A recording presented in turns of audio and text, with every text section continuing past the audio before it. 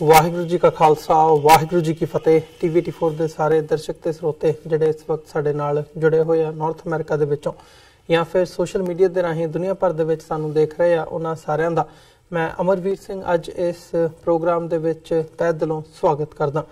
Viewers, ਜਿਵੇਂ ਕਿ ਅਸੀਂ ਬੀਤੀ ਕੱਲ ਵੀ ਗੱਲ ਕੀਤੀ ਸੀ ਵੀ ਦਿੱਲੀ ਦੇ ਵਿੱਚ ਦਿੱਲੀ ਸਿੱਖ ਗੁਰਦੁਆਰਾ ਮੈਨੇਜਮੈਂਟ ਕਮੇਟੀ ਦੇ ਵਿੱਚ ਹੁਣ ਜਿਹੜਾ ਹੈਗਾ ਬੀਜੇਪੀ ਦਾ ਡਾਇਰੈਕਟ ਕੰਟਰੋਲ, ਜਦੋਂ ਅਸੀਂ ਗੱਲ ਕਰਦੇ ਹਾਂ ਪਹਿਲਾਂ ਗੱਲ ਕਰਦੇ ਸੀ ਹਮੇਸ਼ਾ ਵੀ ਇੰਟਰਫੀਰੈਂਸ ਦੀ ਗੱਲ ਹੁੰਦੀ ਹੈ ਜਿਹੜੀ RSS ਜਾਂ BJP ਵੱਲੋਂ ਕੀਤੀ ਜਾਂਦੀ ਹੈ, ਪਰ ਹੁਣ ਡਾਇਰੈਕਟਲੀ ਜਿਹੜੇ BJP ਦੇ MLA ਹੈਗੇ ਆ ਮਨਜਿੰਦਰ ਸਿੰਘ ਸਿਰਸਾ ਦਿੱਲੀ ਦੇ ਵਿੱਚ, ਉਹ ਇਸ ਵਕਤ ਦਿੱਲੀ ਸਿੱਖ ਗੁਰਦੁਆਰਾ ਮੈਨੇਜਮੈਂਟ ਕਮੇਟੀ ਦੇ ਪ੍ਰਧਾਨ ਨੇ। ਸੋ ਕੀ ਇਹ ਗੱਲ ਕਹੀ ਜਾ ਸਕਦੀ ਹੈ ਵੀ ਹੁਣ ਸਿੱਧਾ ਜਿਹੜਾ ਡਾਇਰੈਕਟ ਕੰਟਰੋਲ ਹੈ ਗੁਰਦੁਆਰਿਆਂ ਦੇ ਉੱਤੇ ਉਹ BJP ਤੇ RSS ਦਾ ਹੋ ਚੁੱਕਿਆ। ਸੋ ਇਸੇ ਦੇ ਨਾਲ ਰਿਲੇਟਡ ਅਸੀਂ ਅੱਜ ਦੀ ਗੱਲਬਾਤ ਦੇ ਵਿੱਚ ਇਹ ਵੀ ਡਿਸਕਸ਼ਨ ਦੇ ਅਧੀਨ ਲਿਆਵਾਂਗੇ ਕਿ ਪੰਜਾਬ ਦੇ ਵਿੱਚ ਜਦੋਂ ਅਸੀਂ ਸਿੱਖ ਪਰਸਪੈਕਟਿਵ ਤੋਂ ਗੱਲ ਕਰਦੇ ਹਾਂ, ਜਿਹੜੇ ਸਿੱਖ ਇੰਸਟੀਟਿਊਸ਼ਨਸ ਹੈਗੇ ਆ ਉਹਨਾਂ ਦੇ ਹਾਲਾਤ ਇਸ ਬਾਬਤ ਕੀ ਹੈਗੇ ਆ। ਜਦੋਂ ਅਕਾਲੀ ਦਲ ਤੇ BJP ਦੇ ਅਲਾਇੰਸ ਦੀ ਗੱਲ ਆਉਂਦੀ ਹੈ, ਠੀਕ ਹੈ, ਇੱਕ ਥਾਂ ਤੇ ਉਹ ਗੱਲ ਸਮਝ ਆਉਂਦੀ ਹੈ, ਬਟ ਕਿਤੇ ਨਾ ਕਿਤੇ ਜਿੱਥੇ ਸਿੱਖਾਂ ਦਾ ਵੱਖਰਾ ਥਾਟ ਹੈਗਾ, ਵੱਖਰੀ ਆਪਣੀ ਆਈਡੈਂਟੀਟੀ ਹੈਗੀ ਹੈ, ਉਹਨੂੰ ਤੁਸੀਂ ਬਿਲਕੁਲ ਜੇ ਸਬਮਰਜ ਕਰ ਦਿੰਦੇ ਹੋ ਇੱਕ ਦੂਜੇ ਦੇ ਵਿੱਚ ਤੇ ਉਹ ਗੱਲ ਨਹੀਂ ਬਣਦੀ। ਸੋ ਇਸ ਬਾਬਤ ਅੱਜ ਅਸੀਂ ਗੱਲਬਾਤ ਕਰਾਂਗੇ। ਸਾਰੀ ਵਿਚਾਰ ਚਰਚਾ ਦੇ ਲਈ ਅੱਜ ਸਾਡੇ ਨਾਲ HPC ਮੈਂਬਰ ਬੀਬੀ ਕਿਰਨਜੋਤ ਕੌਰ ਸਾਡੇ ਨਾਲ ਅੰਮ੍ਰਿਤਸਰ ਤੋਂ ਫੋਨ ਲਾਈਨ ਤੇ ਜੁੜੇ ਨੇ। ਆਓ ਉਹਨਾਂ ਨਾਲ ਮਿਲ ਕੇ ਅੱਜ ਦੀ ਵਿਚਾਰ ਚਰਚਾ ਦੀ ਸ਼ੁਰੂਆਤ ਕਰਦੇ ਹਾਂ। ਹਾਂਜੀ ਕਿਰਨਜੋਤ ਕੌਰ ਜੀ, ਤੁਹਾਡਾ ਸਵਾਗਤ ਹੈ। ਵਾਹਿਗੁਰੂ ਜੀ ਕਾ ਖਾਲਸਾ ਵਾਹਿਗੁਰੂ ਜੀ ਕੀ ਫਤਿਹ। ਵਾਹਿਗੁਰੂ ਜੀ ਕਾ ਖਾਲਸਾ ਵਾਹਿਗੁਰੂ ਜੀ ਕੀ ਫਤਿਹ।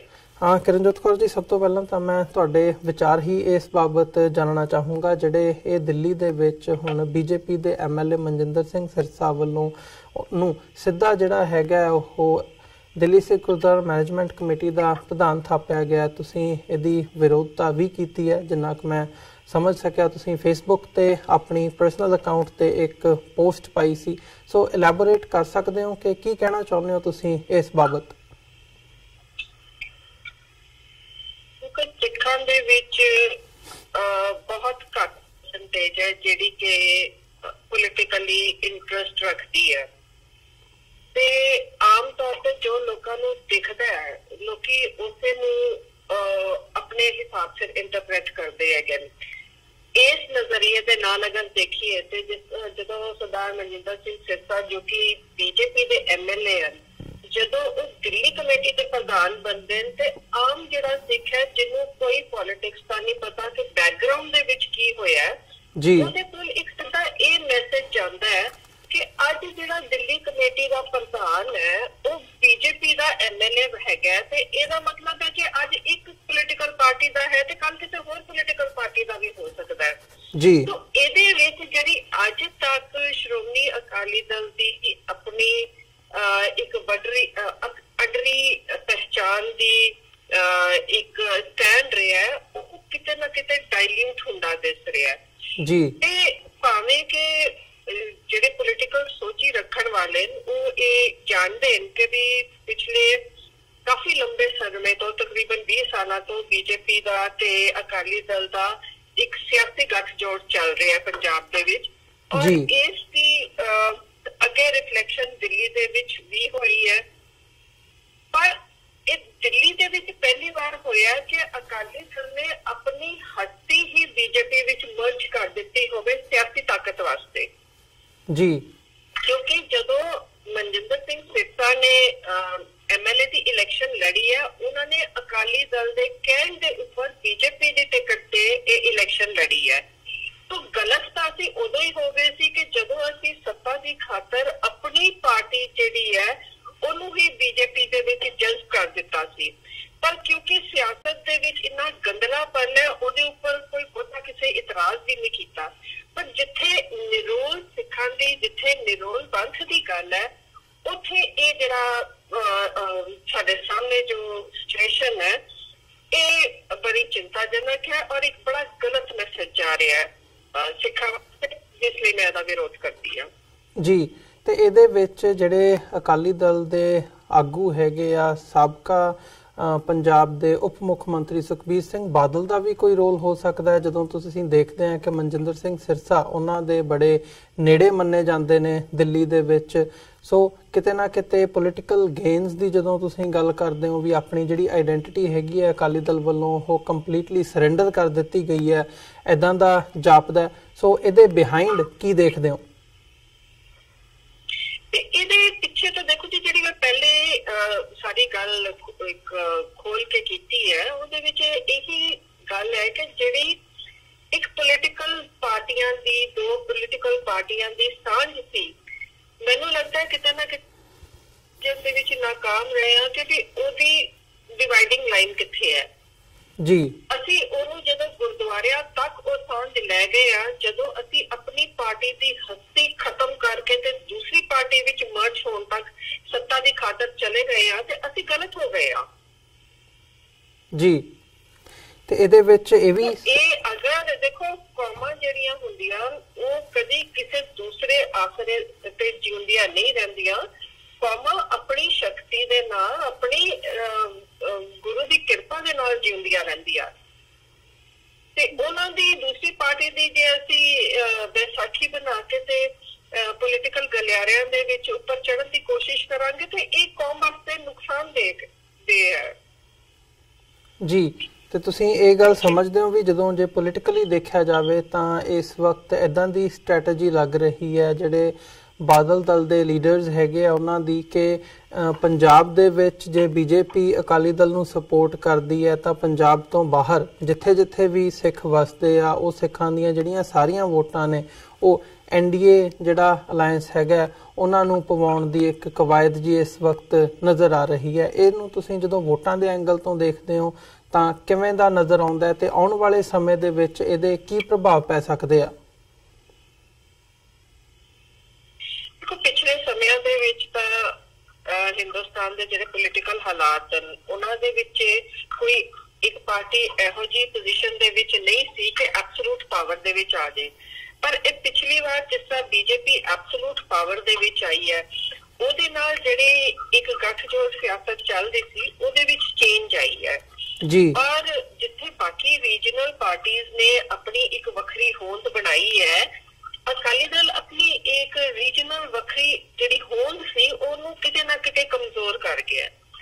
ਤੇ ਮੈਨੂੰ ਲੱਗਦਾ ਹੈ ਸਾਨੂੰ ਇਸ ਬਤੌਰ ਸਿੱਖ ਇੱਕ ਸਿੱਖ ਜਥੇਬੰਦੀ ਨੂੰ ਜ਼ਿਆਦਾ ਸ਼ਕਤੀਸ਼ਾਲੀ ਕਰਨ ਦੀ ਜ਼ਰੂਰਤ ਹੈ, ਕਿਉਂਕਿ ਕੌਮ ਦੀ ਭਲਾਈ ਹੈ ਜੀ। ਤੁਸੀਂ ਦੁਨੀਆ ਦਾ ਇਤਿਹਾਸ ਪੜ੍ਹੋ ਕਿ ਜਿੰਨੇ ਵੀ ਧਰਮ ਹਨ ਜਿਨ੍ਹਾਂ ਦੇ ਕੋਲ ਪੋਲੀਟੀਕਲ ਪਾਵਰ ਨਹੀਂ ਸੀ ਉਹ ਧਰਮ ਅਖੀਰ ਖਤਮ ਹੋ ਗਏ, ਪਰ ਜੇ ਤੁਸੀਂ ਸੋਚੋ ਕਿ ਕਿਸੇ ਦੂਜੇ ਦੇ ਮੋਢਿਆਂ ਤੇ ਚੜ੍ਹ ਕੇ ਪੋਲੀਟੀਕਲ ਪਾਵਰ ਦੇ ਨਾਲ ਆਪਣੇ ਧਰਮ ਦੀ ਸੇਵਾ ਹੋ ਸਕਦੀ ਹੈ, ਤੇ ਇਹ ਅੱਜ ਤੱਕ ਤਾਂ ਹੋਇਆ ਨਹੀਂ, ਨਾ ਇਸ ਦੇ ਅਸਾਰ ਦਿਸਦੇ ਜੀ।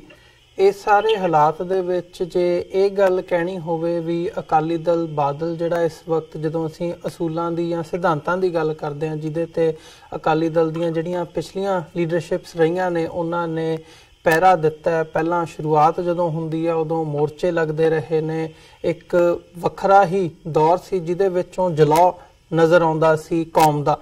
ਪਰ ਅੱਜ ਜਿਹੜੇ ਹਾਲਾਤ ਨੇ ਕਿਤੇ ਨਾ ਕਿਤੇ ਇਹ ਸਵਾਲ ਉੱਠਦਾ ਹੈ ਵੀ ਕੀ ਅਕਾਲੀ ਦਲ ਬਾਦਲ ਵੱਲੋਂ ਜਿਹੜੇ ਸਿੱਖ ਸਿਧਾਂਤ ਹੈਗੇ ਆ ਜਾਂ ਅਕਾਲੀ ਦਲ ਦੇ ਆਪਣੇ ਜਿਹੜੇ ਸਿਧਾਂਤ ਨੇ ਤੇ ਉਹਨਾਂ ਦੇ ਜਿਹੜੇ ਉਸੂਲ ਹੈਗੇ ਆ ਉਹਨਾਂ ਨੂੰ ਤਲਾਂਜਲੀ ਦੇ ਦਿੱਤੀ ਗਈ ਹੈ।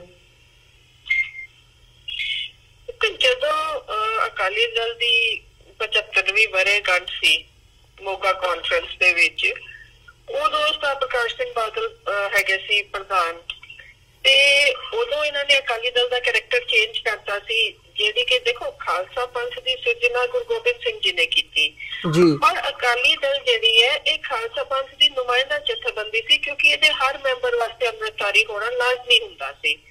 ਤੇ ਜਦੋਂ ਇਹ ਛੋਟ ਹੋ ਗਈ ਕਿ ਗੈਰ ਸਿੱਖ ਵੀ ਇਸ ਪਾਰਟੀ ਦੇ ਮੈਂਬਰ ਬਣ ਸਕਦੇ, ਤਾਂ ਉਸ ਵੇਲੇ ਇਹਦਾ ਜਿਹੜਾ ਇੱਕ ਪੰਥਕ ਸਰੂਪ ਹੈ ਉਹਦੇ ਵਿੱਚ ਡਾਇਲੂਸ਼ਨ ਸ਼ੁਰੂ ਹੋ ਗਈ ਸੀ। ਪਰ ਉਹਦਾ ਅਸਲ ਜਿਹੜਾ ਇੰਪੈਕਟ ਹੈਗਾ ਕਿ ਉਹਦਾ ਸਾਨੂੰ ਕਿੰਨਾ ਕੁ ਨੁਕਸਾਨ ਹੋਇਆ ਉਹ ਹੁਣ ਖੁੱਲ ਕੇ ਸਾਹਮਣੇ ਆਇਆ ਕਿ ਅਸੀਂ ਤਾਂ ਆਪਣੀ ਜਿਹੜੀ ਹਸਤੀ ਉਹ ਮਿਟਾਉਣ ਵਾਲੇ ਪਾਸੇ ਤੁਰ क्योंकि अज से देखो एक बीजेपी का MLA अगर दिल्ली कमेटी का प्रधान बन सकता है, कल पंजाब के बीजेपी का कोई MLA क्यों नहीं बन सकता? ये तो प्रेसिडेंट गलत प्रेसिडेंट सेट हो गया ना जी।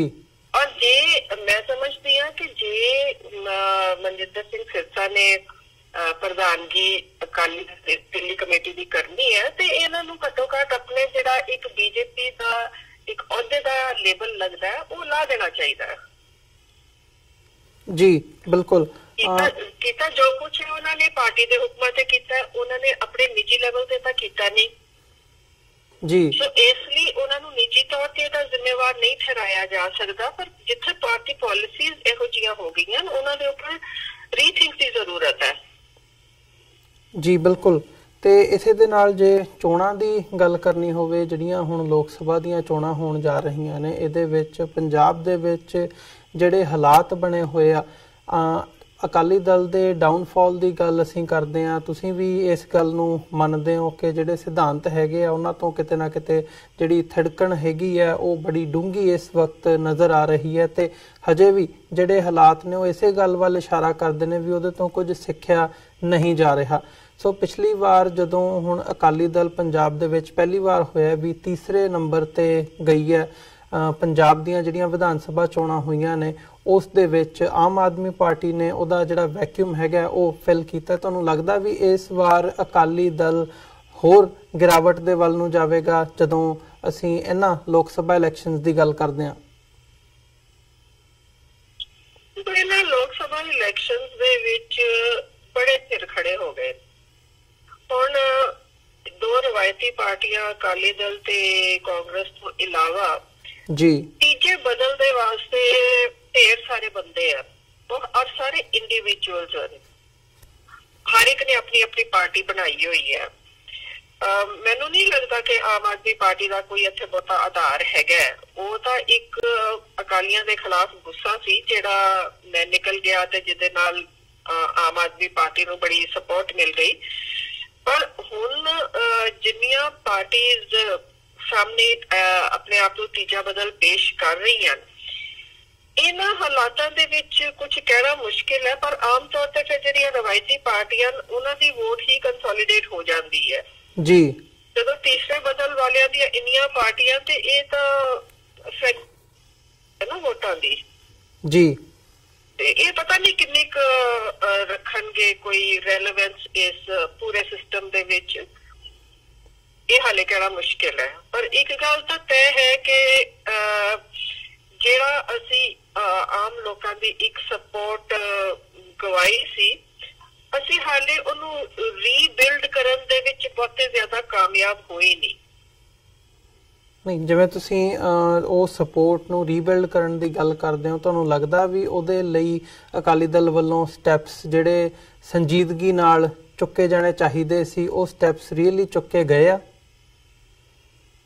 ਨਹੀਂ, ਦੇਖੋ ਉਹੀ ਗੱਲ ਕਰ ਰਹੀ ਹੈ ਨਾ ਕਿ ਦੇਖੋ ਪਾਰਟੀ ਦੇ ਵਿੱਚੋਂ ਹੁਣ ਜਿਹੜੇ ਮਾਝੇ ਦੇ ਸੀਨੀਅਰ ਲੀਡਰਸ ਹੈਗੇ ਸੀ, ਰਣਜੀਤ ਸਿੰਘ ਬ੍ਰਹਮਪੁਰਾ ਹੋ ਗਏ, ਸੇਵਾ ਸਿੰਘ ਸੇਖਵਾ ਹੋ ਗਏ, ਆਪਣੇ ਕਿੰਨੀ ਵਾਰ MP ਦੇ ਡਾਕਟਰ ਰਤਨ ਸਿੰਘ ਅਜਨਾਲਾ। ਹੁਣ ਅਗਰ ਜਿਹੜੇ ਪੁਰਾਣੇ ਲੀਡਰ ਪੁਰਾਣੇ ਕਦੋਂ ਦੇ ਅਕਾਲੀ ਦਲ ਨਾਲ ਤੁਰੇ ਹੋਏ, ਜਦੋਂ ਉਹਨਾਂ ਨੂੰ ਵੀ ਪਾਰਟੀ ਵਿੱਚੋਂ ਕੱਢ ਦਿੱਤਾ ਜਾਂਦਾ ਹੈ ਤੇ ਅਸੀਂ ਆਪਣਾ ਬੇਸ ਕੰਸੋਲੀਡੇਟ ਕਰਨ ਦੇ ਬਜਾਏ ਤਾਂ ਮੈਨੂੰ ਲੱਗਦਾ ਉਸ ਪਾਸੇ ਫਰੈਗਮੈਂਟੇਸ਼ਨ ਵਾਲੇ ਪਾਸੇ ਜਾ ਰਹੇ ਆ ਨਾ। ਇਸ ਸਮੇਂ ਕਿ ਸਾਰਿਆਂ ਨੂੰ ਅਗਰ ਕੋਈ ਦੇਖੋ ਬੇਸਿਕਲੀ ਜਿਹੜਾ ਅਕਾਲੀ ਹੈ ਉਹ ਰਾਤੋਂ ਰਾਤ ਦੀ ਸੋਚ ਤਾਂ ਬਦਲ ਨਹੀਂ ਜਾਂਦੀ ਹੈਗੀ। ਜੋ ਇੰਨੇ ਸਾਲ ਸਾਥੀ ਰਿਹਾ ਹੋਵੇ ਉਹ ਰਾਤੋਂ ਰਾਤ ਤਾਂ ਇੰਜ ਨਹੀਂ ਬਦਲ ਜਾਂਦਾ। ਤੇ ਮੈਨੂੰ ਲੱਗਦਾ ਉਹ ਬੈਠ ਕੇ ਕੋਈ ਡਾਇਲੌਗ ਦੇ ਰਾਹੀਂ ਇਹ ਡੈਮੇਜ ਕੰਟਰੋਲ ਕਰਨਾ ਚਾਹੀਦਾ ਸੀ, ਪਰ ਕੱਲ ਕਿਤੇ ਪੁੱਠੇ ਪਾਸੇ ਤੁਰ ਪਈ ਜੀ। ਹੁਣ ਜਿਸ ਤਰ੍ਹਾਂ ਹੌਲੀ ਹੌਲੀ ਜਿਹੋ ਜਿਹੇ ਹਾਲਾਤ ਦਿਖ ਰਹੇ ਹੈਗੇ ਤੇ ਉਸ ਅਨੁਸਾਰ ਕੰਸੋਲੀਡੇਸ਼ਨ ਨਹੀਂ ਨਾ ਹੋਈ ਵੋਟਾਂ ਦੀ ਜੀ। ਤੁਹਾਡੇ ਆਪਣੇ ਲੀਡਰ ਤੁਸੀਂ ਕੱਢ ਦਿੰਦੇ ਹੋ, ਨੁਕਸਾਨ ਤਾਂ ਹੁੰਦਾ ਹੀ ਹੈ। ਇਹਦੇ ਵਿੱਚ ਅਕਾਲੀ ਦਲ ਵੱਲੋਂ ਖਡੂਰ ਸਾਹਿਬ ਤੋਂ ਬੀਬੀ ਜਗੀਰ ਕੌਰ ਨੂੰ ਟਿਕਟ ਦਿੱਤੀ ਗਈ ਹੈ। ਉੱਥੇ ਜਦੋਂ ਅਸੀਂ ਪੰਥਕ ਲੈਵਲ ਤੇ ਦੇਖਦੇ ਹਾਂ ਜਾਂ ਸਿੱਖ ਐਂਗਲ ਤੋਂ ਦੇਖਦੇ ਹਾਂ, ਸਰਦਾਰ ਜਸਵੰਤ ਸਿੰਘ ਖਾਲੜਾ ਦੀ ਪਤਨੀ ਬੀਬੀ ਪਰਮਜੀਤ ਕੌਰ ਖਾਲੜਾ ਨੂੰ ਟਿਕਟ ਦਿੱਤੀ ਗਈ ਹੈ। ਇੱਧਰ ਜਿਹੜਾ ਪੰਜਾਬ ਡੈਮੋਕ੍ਰੈਟਿਕ ਅਲਾਇੰਸ ਹੈਗਾ ਜਿਹਦੀ ਤੁਸੀਂ ਗੱਲ ਕਰਦੇ ਹੋ ਵੀ ਤੀਜੀਆਂ ਧਿਰਾਂ ਜਿਹੜੀਆਂ ਹੈਗੀਆਂ ਨੇ ਉਹ ਵੀ ਉੱਭਰ ਕੇ ਸਾਹਮਣੇ ਆ ਰਹੀਆਂ ਨੇ ਉਹਨਾਂ ਦੇ ਵੱਲੋਂ। ਸੋ ਇੱਕ ਪਾਸੇ ਜਿੱਥੇ ਬੀਬੀ ਜਗੀਰ ਕੌਰ ਦੇ ਕਿਰਦਾਰ ਤੇ ਵੀ ਜਿਹੜੇ ਸਵਾਲੀਆ ਨਿਸ਼ਾਨ ਨੇ ਉਹ ਉੱਠਦੇ ਰਹੇ ਨੇ, ਅੱਜ ਵੀ ਉੱਠ ਰਹੇ ਨੇ। ਸੋ ਇਸ ਮਾਮਲੇ ਦੇ ਵਿੱਚ ਤੁਸੀਂ ਕੀ ਸਮਝਦੇ ਹੋ ਵੀ ਜਿੱਥੇ ਲੀਡਰਸ ਨੂੰ ਦਰਕਿਨਾਰ ਕਰਨ ਦੀ ਲਾਈਨ ਹੈਗੀ ਹੈ, ਉੱਥੇ ਕਿਤੇ ਨਾ ਕਿਤੇ ਜਿਹੜਾ ਇਹ ਇੱਕ ਐਕਟ ਇੱਥੇ ਅਕਾਲੀ ਦਲ ਨੂੰ ਕਰਨਾ ਚਾਹੀਦਾ ਸੀ? ਘੱਟੋ ਘੱਟ ਜਿੱਥੇ ਪੰਥਕ ਲਾਈਨ ਆਉਂਦੀ ਹੈ ਉਹਦੇ ਤੋਂ ਵੀ ਅਕਾਲੀ ਦਲ ਥਿੜਕਦਾ ਜਾ ਰਿਹਾ ਹੈ। ਜੀਤ ਕੌਰ ਖਾਲੜਾ ਪਹਿਲੀ ਵਾਰ ਇਲੈਕਸ਼ਨ ਨਹੀਂ ਲੜ ਰਹੇ, ਇਹਨਾਂ ਨੇ ਪਹਿਲੇ ਵੀ ਇਲੈਕਸ਼ਨ ਲੜੀ ਸੀ ਔਰ ਉਸ ਵਕਤ ਇਹਨਾਂ ਨੂੰ ਵੋਟਰਸ ਨੇ ਨਕਾਰਿਆ ਸੀ। ਪਰ ਮੈਂ ਸਮਝਦੀ ਹਾਂ ਹਰ ਚੀਜ਼ ਦਾ ਇੱਕ ਸਮਾਂ ਹੁੰਦਾ ਹੈ। ਸਰਦਾਰ ਜਸਵੰਤ ਸਿੰਘ ਖਾਲੜਾ ਅਕਾਲੀ ਦਲ ਦੇ ਹਿਊਮਨ ਰਾਈਟ ਵਿੰਗ ਦੇ ਪ੍ਰਧਾਨ ਸੀ। ਉਹਨਾਂ ਨੇ ਬਹੁਤ ਸ਼ਲਾਘਾਯੋਗ ਕੰਮ ਕੀਤਾ ਔਰ ਉਸ ਦੀ ਕੀਮਤ ਉਹਨਾਂ ਨੂੰ ਆਪਣੀ ਜਾਨ ਦੇ ਨਾਲ ਦੇਣੀ ਪਈ। ਅਕਾਲੀ ਦਲ ਨੂੰ ਇਸ ਗੱਲ ਦੀ ਕਦਰ ਕਰਨੀ ਚਾਹੀਦੀ ਹੈ ਕਿਉਂਕਿ ਅਕਾਲੀ ਦਲ ਦਾ ਜਿਹੜਾ ਪੁਰਾਣਾ ਇਤਿਹਾਸ ਹੈ ਉਹ ਬੇਇਨਸਾਫੀਆਂ ਵਿਰੁੱਧ ਖੜੇ ਹੋਣ ਦਾ, ਤੇ ਜੋ ਕੰਮ ਸਰਦਾਰ ਜਸਵੰਤ ਸਿੰਘ ਖਾਲੜਾ ਨੇ ਕੀਤਾ ਅਕਾਲੀ ਦਲ ਨੂੰ ਉਹਨਾਂ ਦੇ ਨਾਲ ਖੜੇ ਹੋਣਾ ਚਾਹੀਦਾ ਸੀ। ਸੋ ਅੱਜ ਉਹਨਾਂ ਦੇ ਕੰਮਾਂ ਦੀ ਜਿਹੜੀ ਜਾਣਕਾਰੀ ਹੈ ਉਹਦੀ ਪਹੁੰਚ ਜ਼ਿਆਦਾ ਹੋ ਗਈ ਹੈ। ਅੱਜ ਬੀਬੀ ਖਾਲੜਾ ਦੀ ਪੋਲੀਟੀਕਲ ਐਕਸੈਪਟੇਬਿਲਿਟੀ ਵੀ ਜ਼ਿਆਦਾ ਹੋ ਗਈ ਹੈ। ਸੋ ਅੱਜ ਦੀ ਡੇਟ ਦੇ ਵਿੱਚ ਡੈਫੀਨੇਟਲੀ ਉਹਨਾਂ ਦੇ ਪਤੀ ਦੀ ਕੁਰਬਾਨੀ ਨੂੰ ਮੱਦੇਨਜ਼ਰ ਰੱਖਦੇ ਹੋਏ ਤੇ ਇਹ ਇੱਕ ਮੈਸੇਜ ਦੇਣ ਵਾਸਤੇ ਕਿ ਅਕਾਲੀ ਦਲ ਸਟੇਟ ਟੈਰਰਿਜ਼ਮ ਦੇ ਖਿਲਾਫ ਖੜਾ ਹੈ, ਉਹਨਾਂ ਦਾ ਸਾਥ ਦੇਣਾ ਚਾਹੀਦਾ ਹੈ ਔਰ ਆਪਣਾ ਕੋਈ ਕੈਂਡੀਡੇਟ ਉਹਨਾਂ ਦੇ ਵਿਰੁੱਧ ਖੜਾ ਨਹੀਂ ਕਰਨਾ ਚਾਹੀਦਾ। ਜੀ, ਤੇ ਕਿਰਨਜੋਤ ਕੌਰ ਜੀ, ਜਿੱਥੇ ਜੇ ਨੈਸ਼ਨਲ ਲੈਵਲ ਤੇ ਗੱਲ ਕਰਨੀ ਹੋਵੇ, ਤੁਸੀਂ ਪਹਿਲਾਂ ਕਿਹਾ ਕਿ ਅਕਾਲੀ ਦਲ ਵੱਲੋਂ ਕਿਤੇ ਨਾ ਕਿਤੇ ਆਪਣੀ ਆਈਡੈਂਟੀਟੀ ਦੇ ਨਾਲ ਕੰਪਰੋਮਾਈਜ਼ ਕੀਤਾ ਜਾ ਰਿਹਾ ਹੈ, ਜਿਹੜੇ ਸਿਧਾਂਤ ਹੈਗੇ ਆ ਉਹਨਾਂ ਨੂੰ ਦਰਕਿਨਾਰ ਕੀਤਾ ਜਾ ਰਿਹਾ ਹੈ। ਇਹਦੇ ਵਿੱਚ ਜਿਹੜੀ ਵਿਰੋਧੀ ਪਾਰਟੀ ਹੈਗੀ ਹੈ ਜਾਂ ਜਿਹਦੇ ਨਾਲ ਅਲਾਇੰਸ ਕੀਤਾ ਹੋਇਆ, ਜਿਹੜੀ ਉਹਨਾਂ ਦੀ ਥਾਟ ਹੈ, ਆਰਐਸਐਸ ਦੀ ਕੀ ਥਾਟ ਹੈਗੀ ਹੈ? ਹਿੰਦੂਤਵਾਦੀ ਆਈਡੀਓਲੋਜੀ ਨੂੰ ਆਰਐਸਐਸ ਵੱਲੋਂ ਇਸ ਵਕਤ ਪ੍ਰਮੋਟ ਕੀਤਾ ਜਾ ਰਿਹਾ ਹੈ, ਪ੍ਰੋਪੇਗੇਟ ਕੀਤਾ ਜਾ ਰਿਹਾ ਹੈ ਹਰ ਲੈਵਲ ਤੇ ਪੂਰੇ ਭਾਰਤ ਦੇ ਵਿੱਚ। ਸੋ ਤੁਹਾਨੂੰ ਲੱਗਦਾ ਹੈ ਵੀ ਜੇ ਇਹੀ ਕੁਝ ਚੱਲਦਾ ਰਿਹਾ ਤਾਂ ਆਉਣ ਵਾਲੇ ਸਮੇਂ ਦੇ ਵਿੱਚ ਜਿਹੜਾ ਹਿੰਦੂਤਵਾ ਦਾ ਥਾਟ ਹੈ ਪੰਜਾਬ ਦੇ ਵਿੱਚ ਵੀ ਉਹਦਾ ਕਾਫੀ ਪ੍ਰਭਾਵ ਦੇਖਣ ਨੂੰ ਮਿਲੇਗਾ? ਮੈਂ ਪਹਿਲੇ ਵੀ ਇਹੀ ਗੱਲ ਕੀਤੀ ਹੈ ਕਿ ਜਿਸ ਧਰਮ ਨੇ ਬਚਣਾ ਉਹਦੇ ਵਾਸਤੇ ਪੋਲੀਟੀਕਲ ਪਾਵਰ ਜ਼ਰੂਰੀ ਹੁੰਦੀ ਹੈ, ਪਰ ਪੋਲੀਟੀਕਲ ਪਾਵਰ ਜਿਹੜੀ ਹੈ ਉਹ ਪਾਰਟੀ ਦੇ ਆਪਣੇ ਜਿਹੜੇ ਇੱਕ ਆਈਡੀਓਲੋਜੀ ਹੈ ਉਹਦੇ ਅਨੁਸਾਰ। ਅੱਜ ਜਿਹੜੇ ਹਿੰਦੂਤਵ ਦੇ ਮੁਦਈ ਹਨ, ਅੱਜ ਉਹਨਾਂ ਕੋਲ ਪੋਲੀਟੀਕਲ ਪਾਵਰ ਹੈ, ਤੇ ਜਿਹਦੇ ਕੋਲ ਪੋਲੀਟੀਕਲ ਪਾਵਰ ਹੈ ਉਹਦਾ ਅਸਰ ਤਾਂ ਥੱਲੇ ਹੋਣਾ ਹੀ ਹੈ। ਜੀ ਬਿਲਕੁਲ, ਉਹ ਤਾਂ ਤੁਸੀਂ ਦਿੱਲੀ ਵਿੱਚ ਹੀ ਦੇਖ ਲਿਆ ਹੈਗਾ। ਨਹੀਂ, ਇਹਦਾ ਮੈਂ ਦਿੱਲੀ ਵਿੱਚ ਹੋਇਆ ਤੇ ਉਹਨੂੰ ਅੰਮ੍ਰਿਤਸਰ ਨੂੰ ਪੰਜਾਬ ਦੇ ਵਿੱਚ ਪਹੁੰਚਦਿਆਂ ਵੀ ਮੈਨੂੰ ਨਹੀਂ ਲੱਗਦਾ ਸੀ ਰੂਲ ਆਊਟ ਨਹੀਂ ਕਰ ਸਕਦੇ ਇਹਨੂੰ। ਜੀ, ਮੇਰਾ ਸਵਾਲ ਸੀਗਾ ਵੀ ਜਦੋਂ ਅਸੀਂ ਸਿੱਖ ਧਰਮ ਦੀ ਜਾਂ ਆਈਡੈਂਟੀਟੀ ਦੀ ਆਪਣੀ ਵੱਖਰੇਪਣ ਦੀ ਗੱਲ ਕਰਦੇ ਹਾਂ, ਅੱਡਰੇਪਣ ਦੀ ਗੱਲ ਕਰਦੇ ਹਾਂ, ਤਾਂ ਜਿਹੜੇ ਈਵਨ ਸਾਡੇ ਕੋਰ ਇਸ਼ੂਜ਼ ਹੈਗੇ ਆ, ਭਾਵੇਂ ਉਹ ਕਈ ਵਾਰ ਇੱਦਾਂ ਦੀਆਂ ਘਟਨਾਵਾਂ ਦੇਖਣ ਨੂੰ ਮਿਲਦੀਆਂ ਨੇ ਵੀ ਜਿਹੜੇ ਸਿਲੇਬਸ ਹੈਗੇ ਆ ਉਹਨਾਂ ਦੇ ਵਿੱਚ ਚੇਂਜਸ ਕੀਤੀਆਂ ਜਾ ਰਹੀਆਂ ਨੇ, ਸਿੱਖਾਂ ਦਾ ਜਿਹੜਾ ਸਿਧਾਂਤ ਹੈਗਾ ਉਹਨੂੰ ਖੋਰਾ ਲਾਇਆ ਜਾ ਰਿਹਾ ਹੈ, ਜਾਂ ਜਿਹੜੀ ਸਾਡੀ ਹਿਸਟਰੀ ਹੈਗੀ ਹੈ ਉਹਨੂੰ ਦੁਬਾਰਾ ਰੀਰਾਈਟ ਕੀਤਾ ਜਾ ਰਿਹਾ ਹੈ, ਇੱਕ ਵੱਖਰੇ ਉਹਨੂੰ ਹਿੰਦੂਤਵਾ ਦੇ ਲਬਾਦੇ ਦੇ ਵਿੱਚ ਪੇਸ਼ ਕੀਤਾ ਜਾ ਰਿਹਾ ਹੈ। ਸੋ ਇਹ ਜਿਹੜੀਆਂ ਗੱਲਾਂ ਹੈਗੀਆਂ ਨੇ ਇਹ ਸਿੱਖੀ ਦੇ ਕੋਰ ਨੂੰ ਇਫੈਕਟ ਕਰਦੀਆਂ ਨੇ। ਕੀ ਆਉਣ ਵਾਲੇ ਸਮੇਂ ਦੇ ਵਿੱਚ ਜੇ ਇਹ ਜਾਰੀ ਰਹਿੰਦਾ ਤਾਂ ਸਿੱਖੀ ਦੀ ਹੋਂਦ ਨੂੰ ਵੀ ਬਹੁਤ ਵੱਡਾ ਖਤਰਾ ਨਜ਼ਰ ਆਉਂਦਾ ਹੈ? ਦੇਖੋ ਜੀ, ਇਹ ਤਾਂ ਕੋਈ ਨਵੀਆਂ ਗੱਲਾਂ ਨਹੀਂ ਹਨ। ਜਿਹੜਾ ਬੀਜੇਪੀ ਤੋਂ ਪਹਿਲੇ ਇਤਿਹਾਸ ਅਸੀਂ ਜਦੋਂ ਅਸੀਂ ਸਕੂਲਾਂ ਵਿੱਚ ਪੜ੍ਹਦੇ ਸੀ ਤੇ ਜਿਹੜਾ ਇਤਿਹਾਸ ਪੜ੍ਹਿਆ ਸੀ ਉਹ ਕਾਂਗਰਸੀਆਂ ਨੇ ਆਪਣੇ ਐਂਗਲ ਤੋਂ ਲਿਖਵਾਇਆ ਹੋਇਆ ਸੀ। ਤਾਂ ਇਤਿਹਾਸ ਤਾਂ ਜਿਹੜਾ ਲਿਖਣ ਵਾਲੇ ਤੇ ਮੁਨਸਰ ਹੈ ਕਿ ਵੀ ਉਹ ਉਹਨੂੰ ਕਿਸ ਨਜ਼ਰ ਦੇ ਨਾਲ ਦੇਖਦਾ ਹੈ ਤੇ ਲਿਖਦਾ ਹੈ। ਤੇ ਮੈਂ ਉਹੀ ਗੱਲ ਕਹਿੰਦੀ ਹਾਂ, ਸਾਡੀ ਇਹਨਾਂ ਗੱਲਾਂ ਤੇ ਪਹਿਲੇ ਵੀ ਸਹਿਮਤੀ ਨਹੀਂ ਸੀ ਹੈਗੀ, ਅੱਗੋਂ ਵੀ ਮੈਨੂੰ ਲੱਗਦਾ ਸਹਿਮਤੀ ਨਹੀਂ ਹੋ ਸਕਦੀ। ਪਰ ਜਿਹੜੇ ਕੌਮ ਦੇ ਇਸ਼ੂਜ਼ ਹਨ ਕੌਮ ਨੂੰ ਆਪ ਹੱਲ ਕਰਨੇ ਚਾਹੀਦੇ ਨੇ। ਜਿਹੜੇ ਪੰਥ ਆਜ਼ਾਦ ਵਾਲੀ ਇੱਕ ਗੱਲ ਹੈ, ਜਦ ਤੱਕ ਪੰਥ ਆਜ਼ਾਦ ਅਸੀਂ ਆਪਣੇ ਮਨ ਦੇ ਵਿੱਚ ਨਹੀਂ ਰੱਖਾਂਗੇ, ਇਸ ਪ੍ਰਤੀ ਕੋਈ ਕਾਰਵਾਈ ਨਹੀਂ ਕਰਾਂਗੇ ਤੇ ਦੂਸਰੇ ਨੂੰ ਕਾਹਦਾ ਦੋਸ਼ ਦੇਣਾ। ਉਹ ਕਹਿੰਦੇ ਨਾ ਆਪਣਾ ਘਰ ਰੱਖੋ, ਆਪਣਾ ਘਰ ਤਗੜਾ ਕਰੀਏ ਤੇ ਸਾਨੂੰ ਸਾਡੀ ਆਪਣੀ ਪੋਲੀਟੀਕਲ ਸ਼ਕਤੀ ਬਣਦੀ ਹੈ। ਅਸੀਂ ਆਪ ਇਸ ਪੋਜੀਸ਼ਨ ਦੇ ਵਿੱਚ ਆਨੇ ਆ ਕਿ ਵੀ ਅਸੀਂ ਆਪਣੇ ਧਰਮ ਦੀ ਵੀ ਸੇਵਾ ਕਰ ਸਕੀਏ ਔਰ ਆਪਣੇ ਜਿਹੜੇ ਬੱਚੇ ਨੇ ਉਹਨਾਂ ਨੂੰ ਵੀ ਸਿੱਖੀ ਵਿੱਚ ਕਾਇਮ ਰੱਖ ਸਕੀਏ। ਇਹ ਤਾਂ ਹਮੇਸ਼ਾ ਹੁੰਦਾ ਹੀ ਰਿਹਾ ਤੇ ਤਾਂ ਹੁੰਦਾ ਵੀ ਰਹੇਗਾ। ਜੀ, ਕਿਰਨਜੋਤ ਕੌਰ ਜੀ, ਜਿਹੜਾ ਇੰਡੀਵਿਜੂਅਲ ਲੈਵਲ ਤੇ ਇਸ ਵਕਤ ਸਿੱਖ ਸਾਡੇ ਨਾਲ ਜੁੜਿਆ ਹੋਇਆ ਹੈ ਜਾਂ ਜਿੱਥੇ-ਜਿੱਥੇ ਵੀ TV84 ਦੇ ਪਲੇਟਫਾਰਮ ਤੋਂ ਇਹ ਮੈਸੇਜ ਜਾ ਰਿਹਾ ਹੈ, ਤੁਸੀਂ ਸਮਝਦੇ ਹੋ ਵੀ ਇੰਡੀਵਿਜੂਅਲੀ ਅਸੀਂ ਕੁਝ ਕਰ ਸਕਦੇ ਹਾਂ ਇਸ ਸਾਰੀ ਸਿਚੁਏਸ਼ਨ ਨੂੰ ਸੌਰਟ ਆਊਟ ਕਰਨ ਦੇ ਵਿੱਚ, ਜਾਂ ਜੋ ਇਹ ਹੋ ਰਿਹਾ ਹੈ ਇੱਕ ਨਿਵਾਣ ਵੱਲ ਸਾਰਾ ਹੀ ਜਿਹੜਾ ਪਾਰਟ ਜਾ ਰਿਹਾ ਹੈ ਇਹਨੂੰ ਰੋਕਣ ਦੇ ਵਿੱਚ ਕੋਈ ਯੋਗਦਾਨ ਪਾ ਸਕਦੇ ਹਾਂ, ਤੇ ਉਹ ਕੀ ਸੁਜੈਸ਼ਨਸ ਉਹਨਾਂ ਨੂੰ ਜਾਂ ਮੈਸੇਜ ਦੇਣਾ ਚਾਹੋਗੇ? ਇਹ ਬੜੀ ਖੁਸ਼ੀ ਦੀ ਗੱਲ ਹੈ ਕਿ ਬਾਹਰ ਜਿਹੜੇ ਸਿੱਖ ਵਸਦੇ ਨੇ ਉਹਨਾਂ ਨੂੰ ਚਿੰਤਾ ਹੈ ਕਿ ਘਰ ਕੀ ਹੋ ਰਿਹਾ ਉਹਨਾਂ ਦੇ। ਮੈਂ ਨਾਲ ਇਹ ਵੀ ਕਹਿਣਾ ਚਾਹੁੰਦੀ ਹਾਂ ਕਿ ਜਿੱਥੇ ਜਾ ਕੇ ਤੁਸੀਂ ਆਪਣਾ ਨਵਾਂ ਘਰ ਬਣਾਇਆ ਉੱਥੇ ਵੀ ਤਾਂ ਸਿੱਖੀ ਕਾਇਮ ਰੱਖੋ, ਕਿਉਂਕਿ ਜਿੰਨੀ ਪਰਸੈਂਟੇਜ ਇੱਥੇ ਸਿੱਖਾਂ ਦੀ ਪੋਲਿਟਿਕਸ ਵਿੱਚ ਇੰਟਰਸਟ ਲੈਂਦੀ ਹੈ, ਬਾਹਰ ਉਸ ਤੋਂ ਮੈਨੂੰ ਲੱਗਦਾ ਜ਼ਿਆਦਾ ਪਰਸੈਂਟੇਜ ਹੈ ਜਿਹੜੀ ਪੋਲਿਟਿਕਸ ਵਿੱਚ ਇੰਟਰਸਟ ਰੱਖਦੀ ਹੈ ਜੀ। ਪਰ ਇਹ ਸਮਝਣ ਦੀ ਲੋੜ ਹੈ ਕਿ ਜੇ ਪੋਲਿਟਿਕਸ ਸਿੱਖ ਪੋਲਿਟਿਕਸ ਰਹੇਗਾ ਤਾਂ ਜੇ ਸਿੱਖ ਧਰਮ ਰਹੇਗਾ, ਔਰ ਸਿੱਖ ਧਰਮ ਤਾਂ ਰਹੇਗਾ ਜੇ ਇਹਦੇ ਵਿੱਚ ਪਰਪੱਕਤਾ ਹੋਏਗੀ, ਗੁਰੂ ਪ੍ਰਤੀ ਆਸਥਾ ਹੋਏਗੀ। ਸਾਨੂੰ ਆਪਣੇ ਘਰਾਂ ਦੇ ਵਿੱਚ ਸਿੱਖੀ ਜਿਹੜੀ ਆ ਉਹਨੂੰ ਪ੍ਰਫੁੱਲਿਤ ਕਰਨਾ ਪਏਗਾ ਆਪਣੇ, ਔਰ ਇਸ ਜਜ਼ਬੇ ਦੇ ਨਾਲ ਸਾਡੀ ਸਟਰੈਂਥ ਬਣੇਗੀ। ਮੇਰੀ ਇਹ ਬੇਨਤੀ ਹੈ ਕਿ ਵੀ ਆਪਾਂ ਗੁਰੂ ਤੇ ਸ਼ਰਧਾ ਰੱਖੀਏ, ਕੌਮ ਦੇ ਭਲੇ ਵਾਸਤੇ ਸੋਚੀਏ। ਔਰ ਕਈ ਵਾਰ ਹੁੰਦਾ ਅਸੀਂ ਬਹਿ ਜਾਂਦੇ ਹਾਂ, ਹੁਣ ਜਿਸ ਤਰ੍ਹਾਂ ਬਾਹਰੋਂ ਕਈ ਵਾਰ ਦੇਖਿਆ ਫੰਡਿੰਗ, ਜਿਸ ਆਮ ਆਦਮੀ ਪਾਰਟੀ ਦੀ ਜਦੋਂ ਇਲੈਕਸ਼ਨ ਸੀ ਉਹਨਾਂ ਨੂੰ ਬੜਾ ਬਾਹਰੋਂ ਬਹੁਤ ਫੰਡ ਆਇਆ, ਚਲੋ ਉਹ ਤੁਹਾਨੂੰ ਲੱਗਾ ਕਿ ਸ਼ਾਇਦ ਤੁਸੀਂ ਇਸ ਤਰੀਕੇ ਦੇ ਨਾਲ ਮਦਦ ਕਰ ਸਕਦੇ ਹੋ ਜੀ। ਪਰ ਮੇਰੀ ਇਹ ਰਾਏ ਹੈ ਕਿ ਜਦੋਂ ਕਿਸੇ ਤੇ ਵੀ ਇਸ ਤਰ੍ਹਾਂ ਅੱਖਾਂ ਮੀਟ ਕੇ ਵਿਸ਼ਵਾਸ ਕਰਨ ਤੋਂ ਪਹਿਲਾਂ ਕਿਸੇ ਦੀ ਆਈਡੀਓਲੋਜੀ ਦੇਖਣੀ ਬਹੁਤ ਜ਼ਰੂਰੀ ਹੈ ਕਿ ਉਹ ਸਿੱਖੀ ਪ੍ਰਤੀ ਉਹਦੀ ਕਿੰਨੀ ਸ਼ਰਧਾ ਹੈਗੀ ਹੈ ਤੇ ਕਿੰਨੀ ਕਮਿਟਮੈਂਟ ਹੈ, ਕਿਉਂਕਿ ਜਿਹਦੀ ਧਰਮ ਪ੍ਰਤੀ ਕਮਿਟਮੈਂਟ ਸਟਰੋਂਗ ਹੋਏਗੀ ਉਹੀ ਪੰਥ ਵਾਸਤੇ ਸੋਚੇਗਾ, ਉਹੀ ਸਿੱਖੀ ਵਾਸਤੇ ਸੋਚੇਗਾ। ਜੀ ਬਿਲਕੁਲ। ਇਹ ਫੈਸਲਾ ਕਰਨ ਤੋਂ ਪਹਿਲਾਂ ਕਿ ਤੁਸੀਂ ਕਿਹਨੂੰ ਸਪੋਰਟ ਕਰ ਰਹੇ ਹੋ, ਉਹਦੀ ਆਈਡੀਓਲੋਜੀ, ਉਹਦੀ ਸਿੱਖੀ ਨੂੰ ਕਮਿਟਮੈਂਟ ਜ਼ਰੂਰ ਧਿਆਨ ਵਿੱਚ ਰੱਖਿਓ।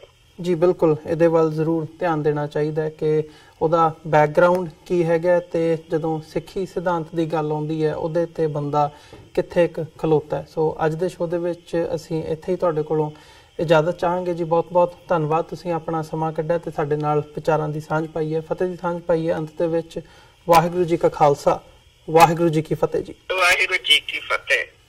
ਵਿਊਅਰਸ, ਉਮੀਦ ਕਰਦੇ ਹਾਂ ਕਿ ਜਿਹੜੀ ਅੱਜ ਦੀ ਸਾਡੀ ਇਹ ਗੱਲਬਾਤ ਸੀ ਮੈਂਬਰ SGPC ਬੀਬੀ ਕਿਰਨਜੋਤ ਕੌਰ ਹੋਰਾਂ ਦੇ ਨਾਲ, ਇਹ ਤੁਹਾਨੂੰ ਜ਼ਰੂਰ ਪਸੰਦ ਆਈ ਹੋਵੇਗੀ।